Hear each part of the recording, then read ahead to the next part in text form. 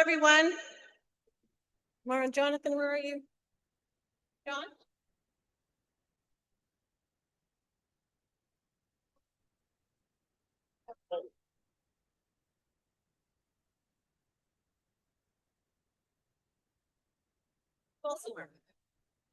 Hello, everyone. We'll try that again. Sorry. Wasn't on before. If everyone could make their way into the hall, and there's some chairs. If you have a spare chair next to you, just put your hand up and maybe someone can have a seat. I would ask you to kindly turn your phones off or onto silent through the ceremony or through the service, please. And we will get started in about 3 minutes. Okay, thank you.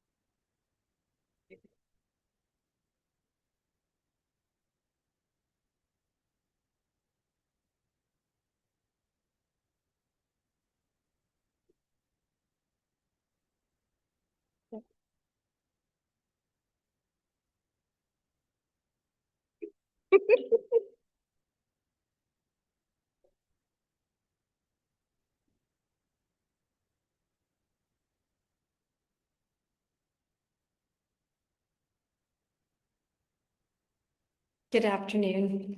I would like to thank everybody who reached out to myself and our family The support we've received is more than I could have ever imagined. People like Rick and Peter, who finished baling our field and put it all in the barn. To Ray, who did all these amazing flowers and whose friendship I am so grateful for. To all the people who fed us, sent flowers, and expressed their love and support. It has been an incredible comfort. And now I'd like to tell our story. Lance was my first love. We dated in high school, but then life happened. I moved away for school. We both married other people, and we raised our families. After Lance came back from Iraq, and with this little help from his mom and his sister Stella, we got together. Lance and I were married 6 months later. Lance had always wanted acreage, but when we looked around, we couldn't find any that we liked.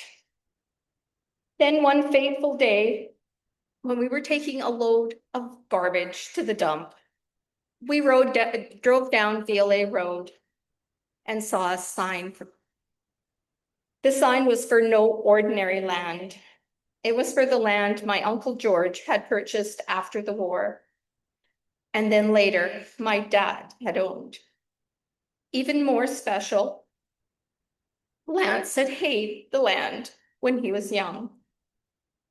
It had come full circle. It was meant to be. Lance had assured me that he had everything covered in the haying department. However, it wasn't long before he came to me and said, "I just want to show you how to rake."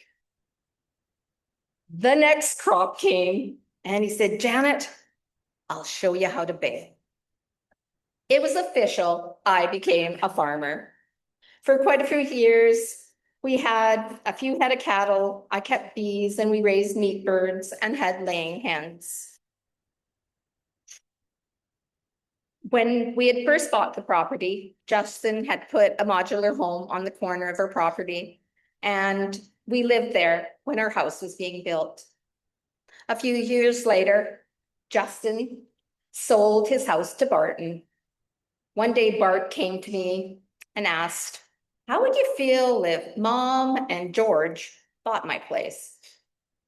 Lance and I had no problem with it. And then an amazing thing happened. Wendy, George, and Lance and I became very, very good friends. When the grandkids came out, they could run over to Nana and Papa's house, where all the candy was, and then come back to ours. We socialized, had game nights, and had family dinners together. It was a perfect arrangement. And even with Lance gone, we are still family. I don't think that will ever change. Barton, if you'd like to come up.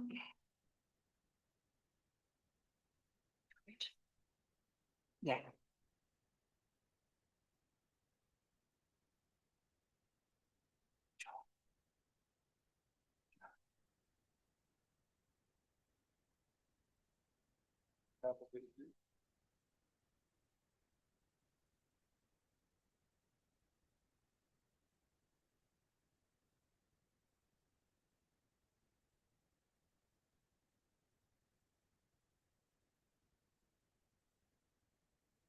Well, here's an honor you never want, but here it goes.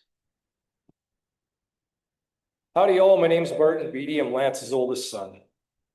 Well, the cat's lives finally run out, but he wasn't just any cat, he was the rarest of cats.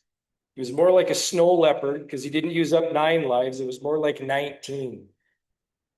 From running his arm through the old wash wringer, pushing his little brother to the breaking point, many tangles with a chainsaw, rolling the ride-on tractor over the wall up at the old house on Okanagan, truck wrecks, falling off equipment, and all the close calls that come with driving enough miles to equal more than 150 trips around the world. He must have set some kind of record. That said, it's not what defined him as a man, father, a husband, a grandfather, a brother, a friend, a co-worker, a farmer. Born in 1954, the second of 5 kids to Ron and Sybil Beatty, it wasn't long before Granny knew where the source of her gray hair was. They always knew where he was in the house by the screams and yells as he came through, tormenting the siblings. His multiple attempts of fate led Granny to say that if he lived to 21, he'd live to be 90. Just turns out that he drank in dog beers and he lived in dog years. His love of farming started young when he would ride his bike down Uncle Roy's to help milk cows. But when a 4-2 no vote to move down to the old Shuswap place dashed his early dreams, he went to work up at Beatty General Store. However, it was short-lived as his whistling drove a certain family member crazy. Well, that was the end of that. From there, he started haying down on VLA and up at the Matty Ranch in Bear Creek, where his hard work and talent behind the wheel helped him start cutting his teeth driving with more than 5 years when he drove the old stock truck. He also worked at Grandpa's drive-in doing various jobs and running the projector. And as one who was easily distracted, many of you in this room can clearly remember the calls of Lance to the snack bar when I would come over the PA system.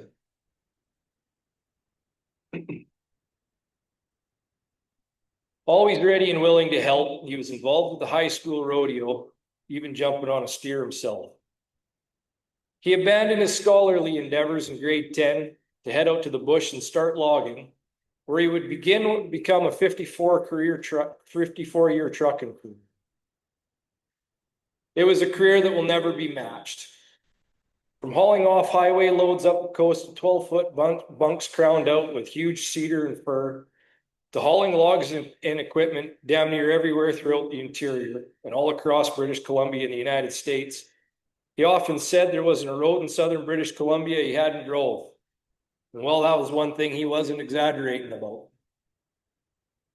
There wasn't a load he couldn't haul, a piece of equipment he couldn't load, or a trailer he couldn't pull. Working for a few different outfits over the years, he eventually bought his own truck in the late 80s and worked as an owner-operator till a bad accident wrote it off. The next years were spent driving low bed for Matty's until apparently the challenges weren't enough, and he headed across the pond to Iraq. There he started out as a driver, and even though he was damn near killed the first 2 weeks he was there, when an IED detonated and blew the drivers off his truck, he was unfazed. His knowledge and unshakable nerves moved him up the ladder and was quickly promoted to convoy commander. Now in charge of the convoy he was assigned to, and the go-between for the convoy and the military, he gained an unmatched level of respect amongst the drivers and military escorts. Beaver was his call sign. And the one story I'll never forget was one night when out on a mission, the convoy got lit up in a bad ambush by insurgents. With heavy small arms fire and RPGs incoming, the military firing back, the bobtail driver froze. Screaming at him over the radio to get moving, wouldn't move. So in the midst of the chaos, Dad jumped out of the truck. He sat right in behind the military escorts, and he ran to the back of the convoy, pushed the driver over, got in, threw it in gear, and got the convoy moving. Everyone came home safe that night. And when they got back to base, a Marine sergeant came to Dad and said, "Holy fuck, Beav, you got balls." A bunch more miles and close calls later, he was promoted again to foreman and finished his time in HQ organizing missions. When he left Iraq, he had the most combat missions drove in the combat zone for the company he worked for, KBR. Ready for the comforts of home, he came back to Canada after spending time in Fort St. John working for Alan and Stella, running equipment. it was time to head south. After working for Bill Todd for a while, he made his way back to the place his heart always was and finished his careers with Maddie's, working for Danny, where he worked till his final day.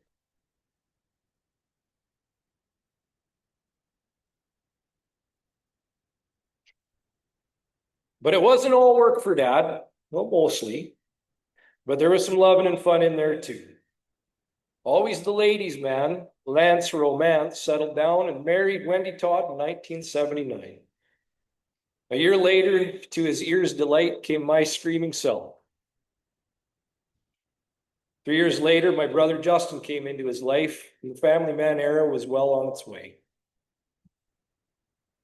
Even though he worked more than almost any man I've ever known, he still made time for us kids, even if it was taking us in the truck on weekends just to keep him awake. As life goes sometimes, Lance and Wendy went their separate ways. When he came back to Canada, he and Janet reconnected, fell in love. They got married, and what started out as his dream, but quickly became both of their dream, they together built the Rafter JL Farm. It's the place that our new blended family came together and formed bonds of love and family that will last us all a lifetime. With his dream of farming finally coming true, and on the land he'd hate as a young man, he was always so proud of his hay, and it was the best. And if you weren't sure, you just had to ask him. When grandkids came along, Dad was truly in his element, laughing, joking, and playing with them all. He never differentiated in his love for all the kids. They were just all his, and he loved them all the same. When the Chase Heat was formed in 2010, and the call went out to the community for billet homes, Dad and Janet answered the call, and then more than a decade of billets would call her after JL home. More than 50 boys coming through the doors over the years. He was more than happy to ham it up for them and teach his classic lines to get a laugh. Classics like tighter than a bull's ass in fly time, drier than a popcorn fart, you can kiss my ass till you bark like a fox, finer than frog's hair, and of course, slipperier than frog sperm on a lily pad. I'm sure there's a few boys still use those ones to this day. Justin and I mainly got quit acting like a kid with a cardboard ass. Well, mostly me, but let's face it, Justin's been a better man since day one. Now, we'd be remiss not to mention the new neighbors next door. Yes, the ex-wife and her new husband. Now, to dispel any rumors right out of the gate, no, there has never been any swinging, swapping, or any other shenanigans. It's came up. No, they were fully approved tenants, and his mom said they had to get divorced to become best friends. Over the years, the four of them became great friends and were always having drinks and dinner on one patio or the other.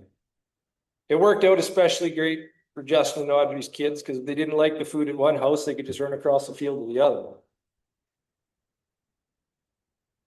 Now let's get to some of the fun.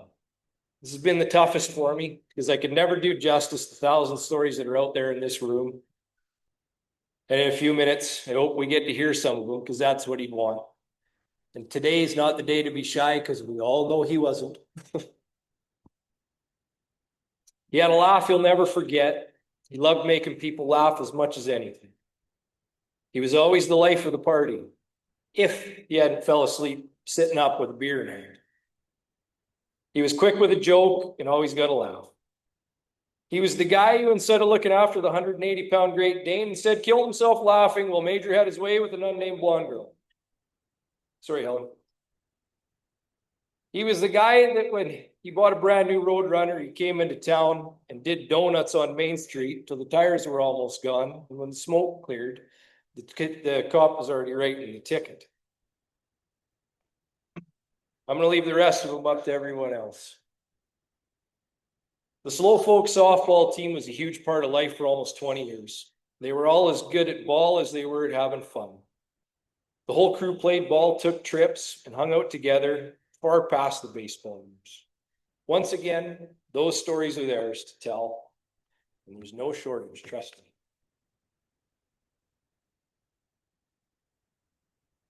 To wrap this up, I want to talk about Lance as my dad.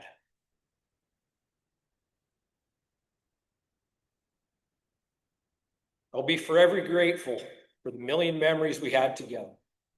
The hundreds of truck rides from the back end of Seymour to the Liard River and all the places in between. Watching Dad drive was like watching Tiger on a golf course in his prime. He was the best.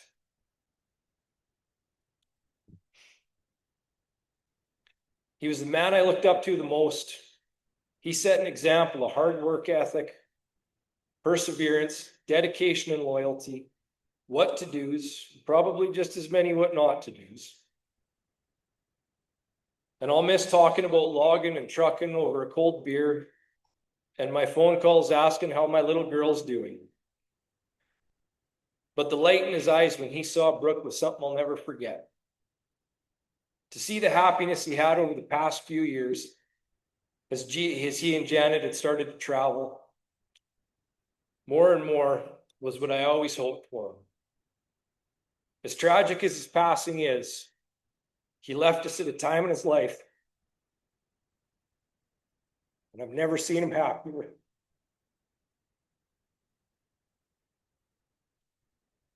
He was the man I loved and respected the most in life. He'll be forever missed, never forgotten. Bye for now, Daddy.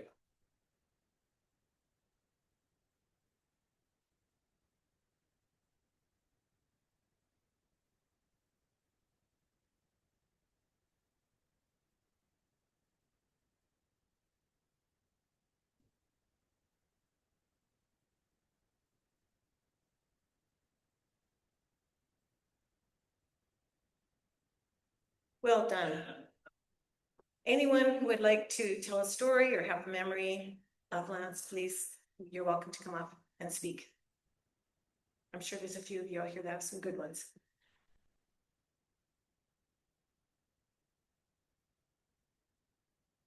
And nobody else.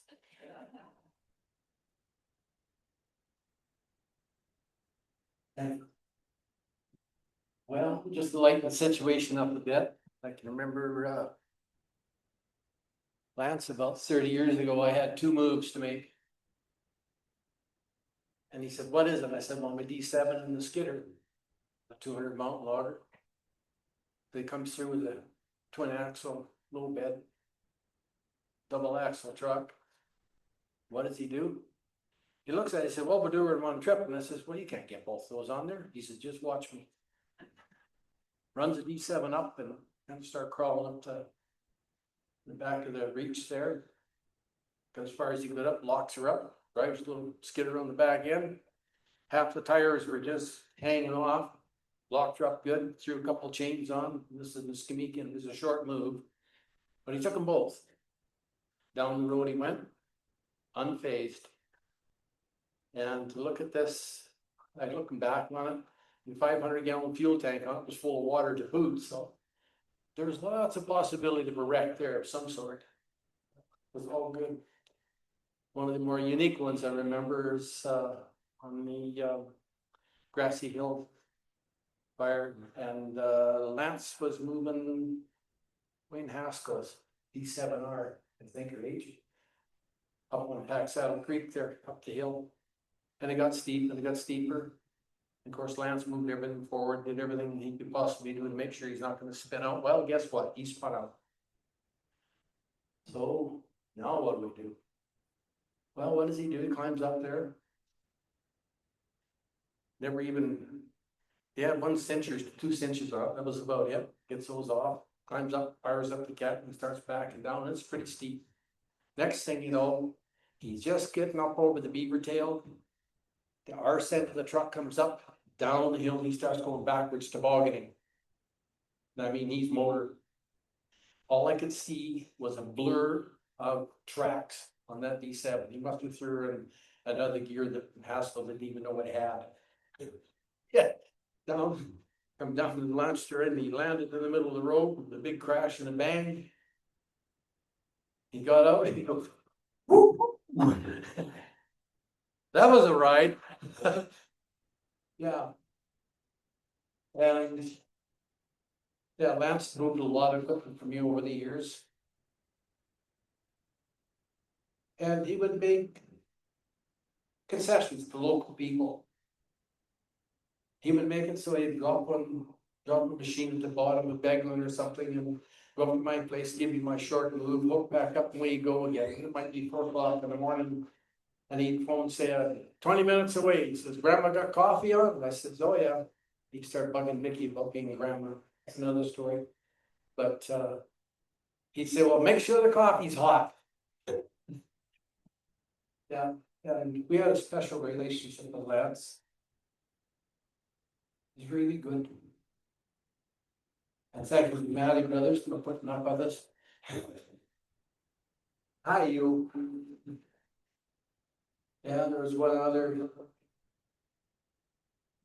thing I was just thinking about. I can't remember what it is now. So, Lance, have a good road trip. There you go.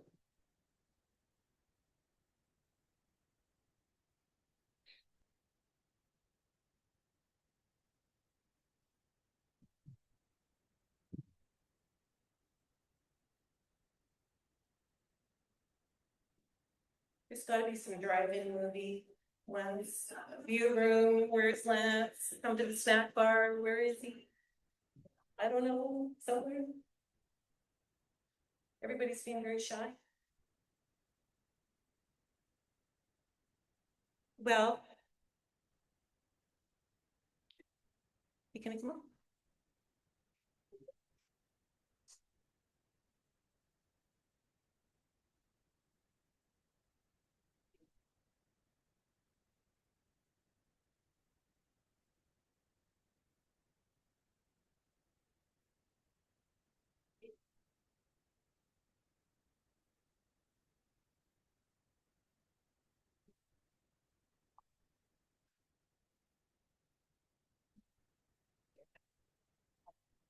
You're gonna.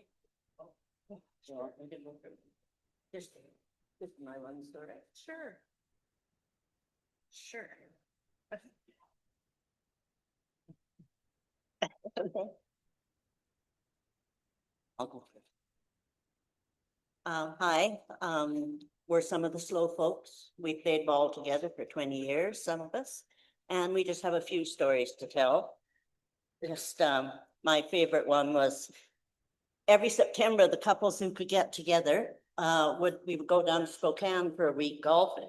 So one year we had 2 vans and there was, Dawn and Eileen in one, and Lance and Wendy, and I think Duke and Cheryl in the front van, and then the rest of us were in the back van. And we're driving past Swan Lake Fruit Stand down this straight stretch towards Vernon, heading to Spokane.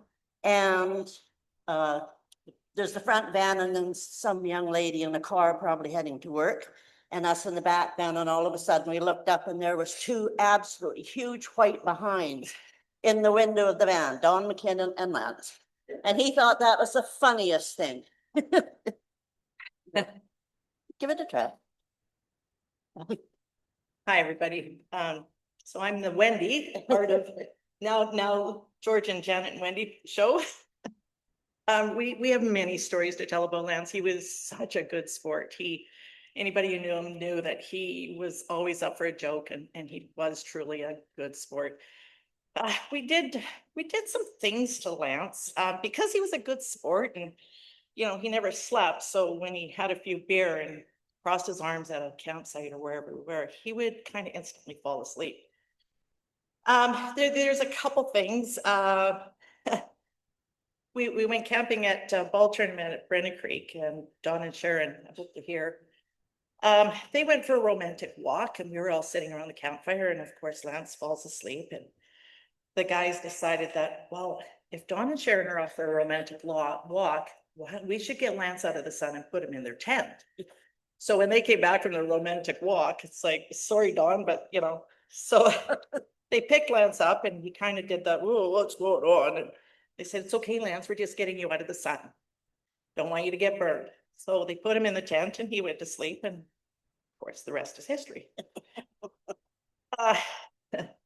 There's a new Lance rule golfing. We used to golf in Spokane, and we'd golf coming back from Spokane. And I think it was Castlegar or Grand Forks. I'm not sure which one. He got to the water, and Lance, being Lance, put the first ball in the water, and the second, and the third, and fourth, and pretty soon it was Mo going like, well, it's $3, $6, $9. He didn't stop until he had nothing left to hit a stick with. So off he went. So we do have our Lance rule, and I think of it quite often. It's like 2 in the water, move on. That you're done. We used to stack beer cans on him, on his hat, when he was sleeping at the campfire, and we could stack quite a few. And he just sat there. He was really good about it. Or we'd put shaving cream in his hand and, you know, tickle his face, and that was always funny. No. Yeah, there's a story of Grand Forks. Grand Forks, we went for golfing. I'm sure it was golfing. Yeah, coming back. Yeah, so we stayed at this motel, and we all had a room, and we decided to go for dinner. Well, they were short-staffed, I guess, in the dining room, so they didn't have a bartender. So Lance decided that a bartender. So off he goes up behind, and of course we're all eating and drinking and having a great time, and he was bartender. Well, he was a free-flowing bartender, and he convinced the staff that he was going to buy this motel. So I'm the new owner coming. I just want to get my feel of the place, and I've got this. So we had a bartender for the night. It was and he loved it. He absolutely loved it. It was he had all the attention, and it was good. That was him. I don't know if there's some tourist stories. I'm sorry, I cannot tell. And nope. Okay. Well, this story is one of the most embarrassing stories of my life, which Lance never forgot. Stella invited me up to play at her house, and I'd never been there before. And so we're out in the lawn, and for some reason, lately at school, we've been playing this leapfrog game. So Stella and I are playing leapfrog out there, and she's trying to teach me how to do it and whatever. So we're doing that, and then Lance comes out with Major. Now, if you don't know who Major is, he was a giant Great Dane.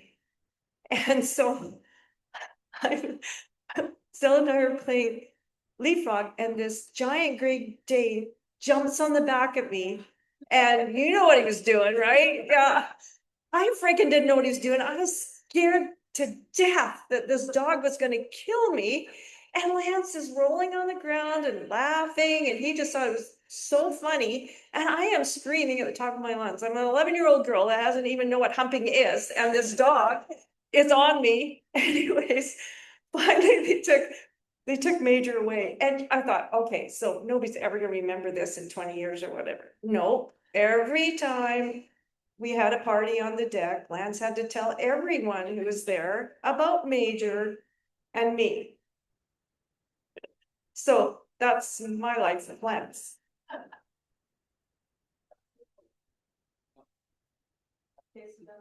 I'll tell one last story about when Lance turned 40, we always had a birthday party forever, you know, big years. And they were so happy. Don and Eileen somehow ordered a sheep for Lance for his 40th birthday. It was a very special sheep. Came all the way from England, and her name was Eunice. And if everybody can imagine what the sheep looked like, it was yeah, a special sheep. Love you. It's I love you. Yeah, he liked his sheep. Actually, they didn't order it. I was in Great Britain with my family, And I happened to find one and bought it and put it in my suitcase. And I was so scared coming back through customs that somebody was gonna go in my suitcase. And I had explained to my mom and dad why I had a blow-up sheet in my suitcase. But Lance loved it. He was wonderful. We'll miss him terribly.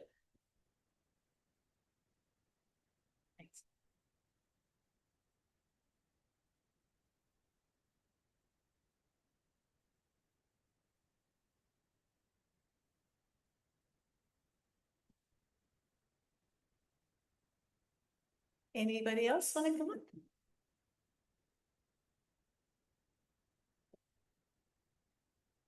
It's Brian. Okay. One more. Okay.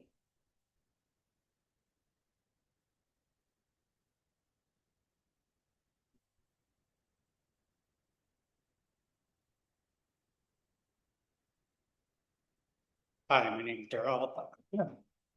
Father of my son played hockey here, and Janet and Lance were billet family for him when he first came out. I just thought I should say how important that is. As a family guy, you send your kid away, you don't know where they're going or anything like that. Met Janet and Lance and immediately felt this is a good thing for my son.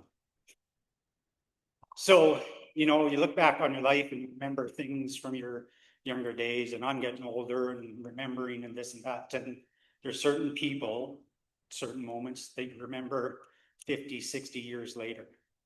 And already talking with the boys and that, there are moments sitting around the table, they're just sitting there listening to Lance. And so you look back in your life, did you have a good life? Did you influence people? I already know that there's probably 50 boys there that in 50, 60 years, when they look back on their life, they're going to remember sitting around that table, laughing, listening, and how important Lance and Janet were to them. So as a father, I'd just like to say thank you.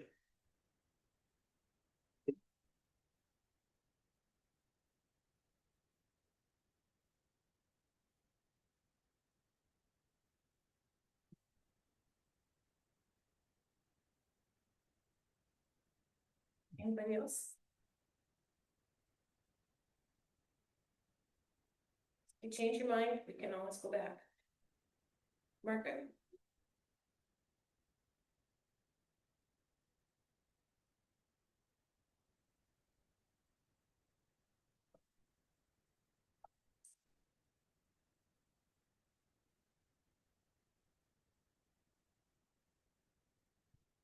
This is gonna be really tough for me.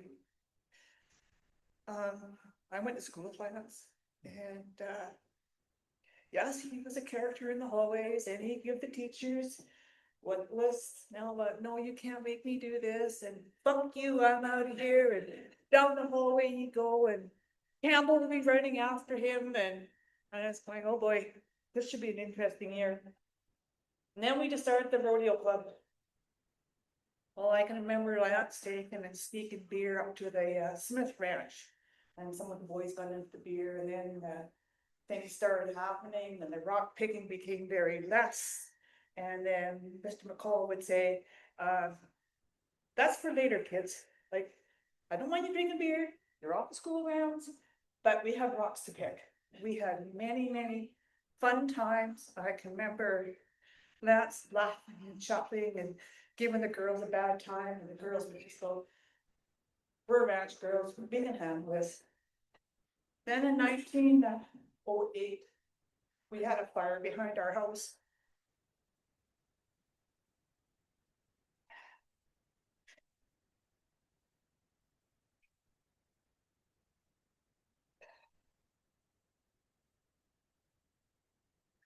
I could see this truck running up our road at Whiteman. And he said, I hear you got a fire. And I said, yeah, we have a fire. He said, I've got some equipment here. I said, okay. We took and we were on the fire. It started at 3 o'clock in the afternoon on a Friday afternoon. And by 4:30, 5 o'clock, it was down behind my mom's place. Ralph Bischoff took me phone. He said, hey, Meg, got a fire. I'll be there in a bit. The next thing you know, I have low beds pulling in, Lance was there, he just said, you got that coffee pot on? And I said, well, I will make some. So the fire, Linville and Ralph and my brother and Lance just took it, he just moved equipment. He just said, just make sure you got that coffee pot going. I'll hang around for you. So that was fine. And then we had this forestry guy. My husband and my kids and lots of high school kids came and they helped make sure that the fire didn't come down into the yard. And Lance just made sure that the kids were fine. We took shifts. We slept in tractor tires and skidder tires and on cats. Just make sure we had water.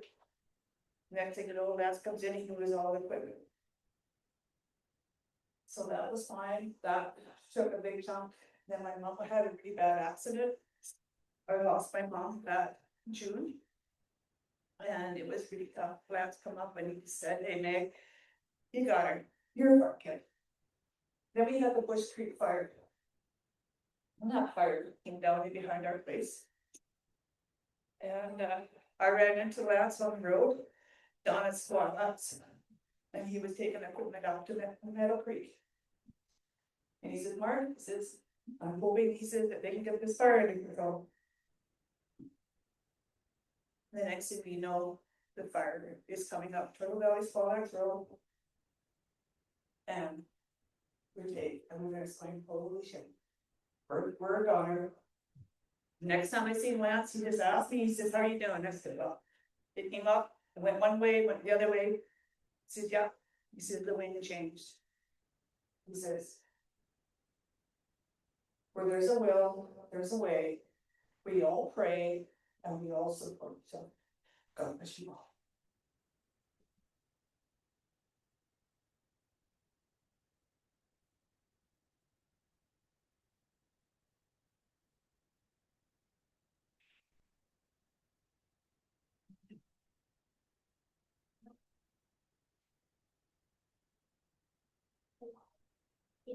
I'm Jackson, and I just want to tell a short story. He's always knew my whole life. It's since I'd take me to hockey. I never will forget him. I always saw him on the couch, on his chair. And I never sometimes he would take me to town. And I went there. And so I never sometimes I slept a little there, and we had a fun time, and that's really all. And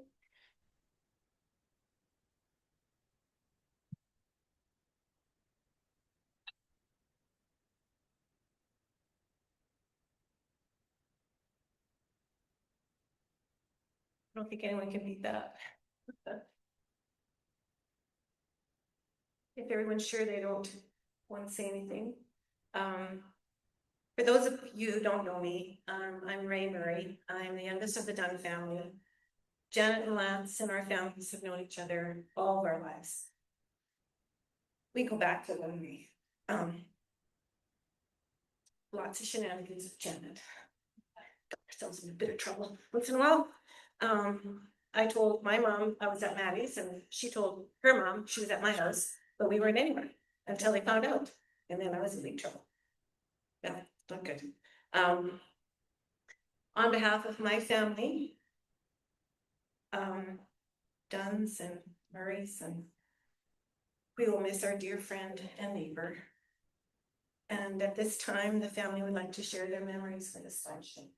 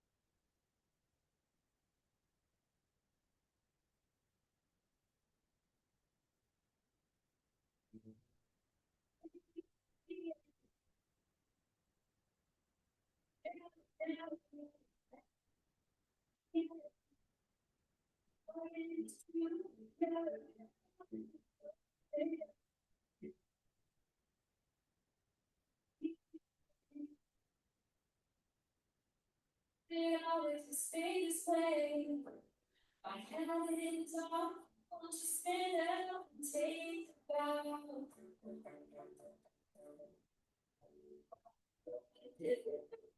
Away.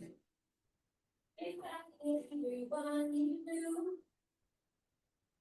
you would say the biggest gift that we can be, and I got attached with say, thank you for being a friend. Thank you for being a friend. Thank you for being a friend. Thank you for being a friend. Thank you for being.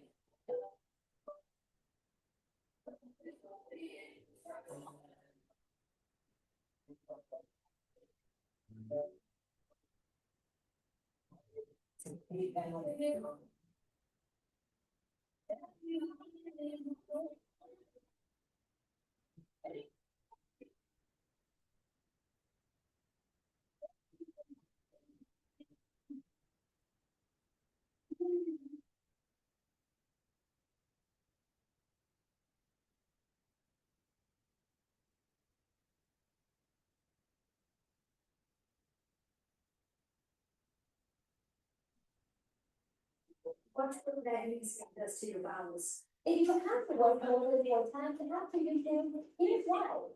They openly confirms this stuff.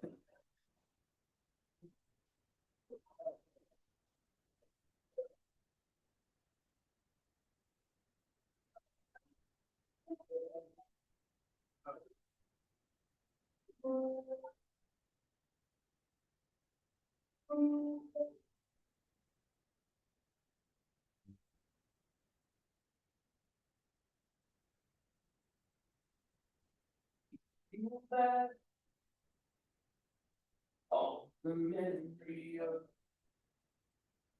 the dance we shared, the stars above, for a moment, all the world was awry. How could I have known that you'd ever say goodbye?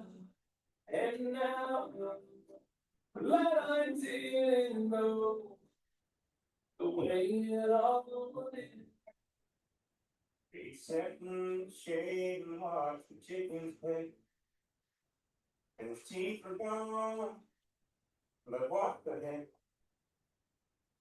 I thought that he walked on water. Scary was a cowboy, but he was young. He had no clothes, and he could with a gun. And my mama's daddy wasn't told this, and I thought that he walked on water. Story told.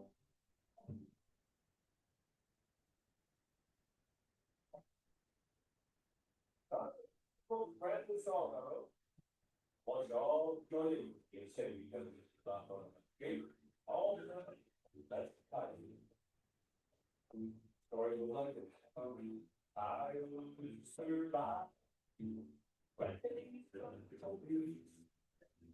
it was the Lord for it alone, all about my feet. I'm looking about something. I love to listen. I on a bottle of fire, gotta get some on the fire tank. I on a bottle of fire, get some on the roof and I over it all. I will survive. It's got to be. It's from the sunlight, or alone. Found it by the street.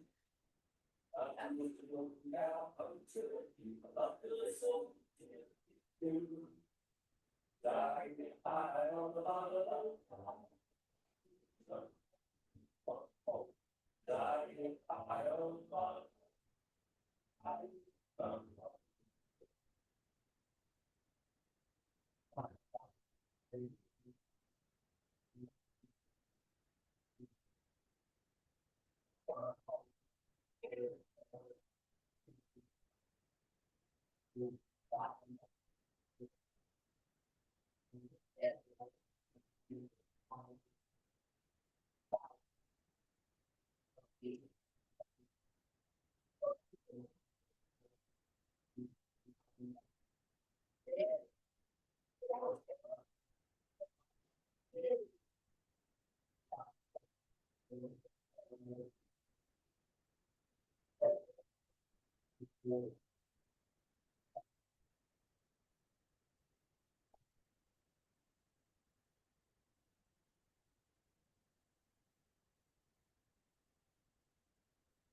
I get where I'm going.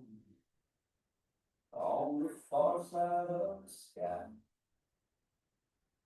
The first thing that I'm gonna do, spread my wings, fly. Gonna land beside a line. Run my fingers through his feet. Or I might find out what it's like. Ride a private rain. Yeah, when I get where I'm going, there'll be one Beatty.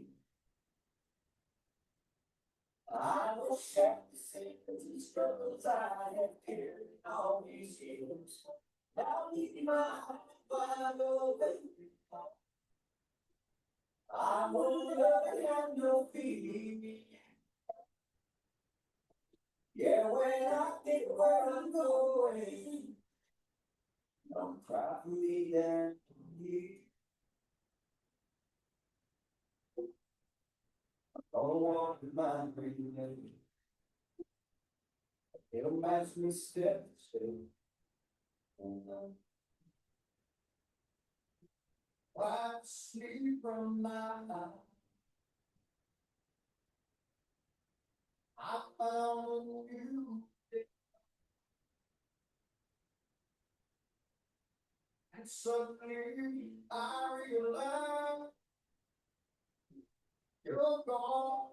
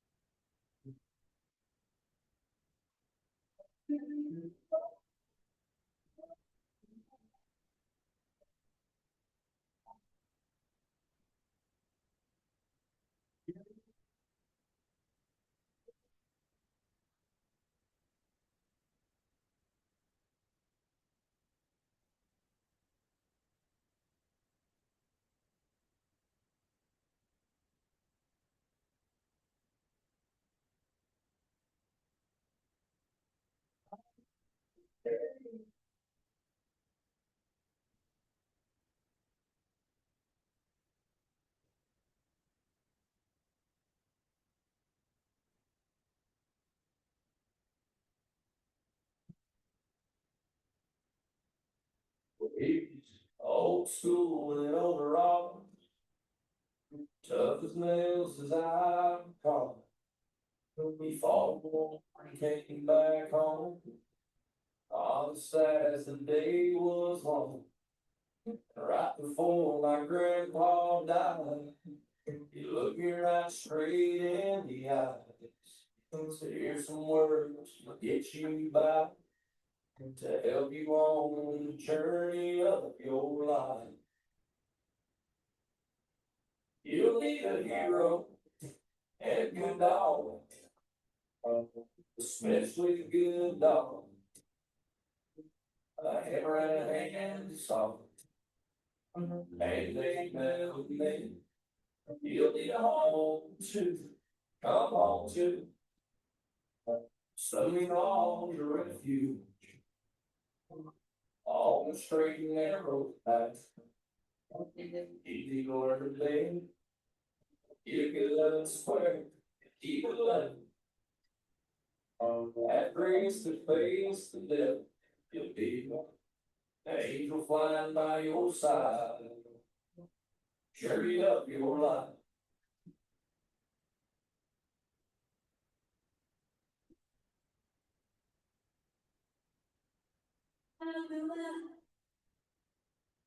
If you want to act without you, if I had to live without you, if I was not be, oh, I need you in my arms, need you to come, the more of my soul, be you and me. If you would take away everything, burn my life.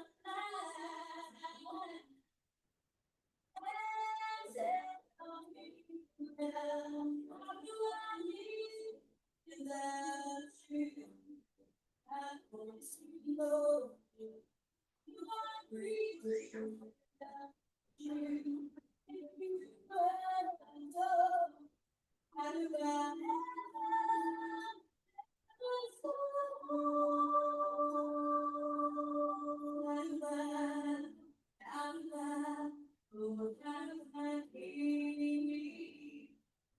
without you, there'd be no soul, there'd be no love, there'd be no one for me, and now I know what I will do. I can ask about you, you and me. You would take away everything, you let your life.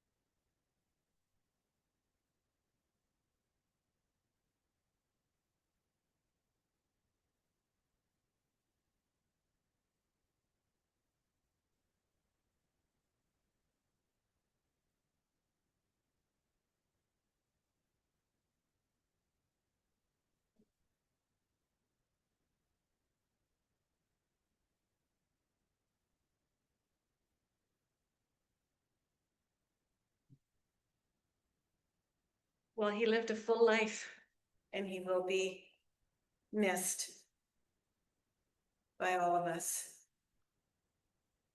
Janet and family would like to invite all of you to stay for refreshments and more stories, please.